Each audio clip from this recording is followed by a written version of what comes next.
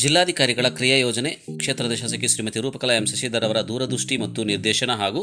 ಪೌರಾಯುಕ್ತರಾದ ಪವನ್ ಕುಮಾರ್ ಅವರ ಆದೇಶದಂತೆ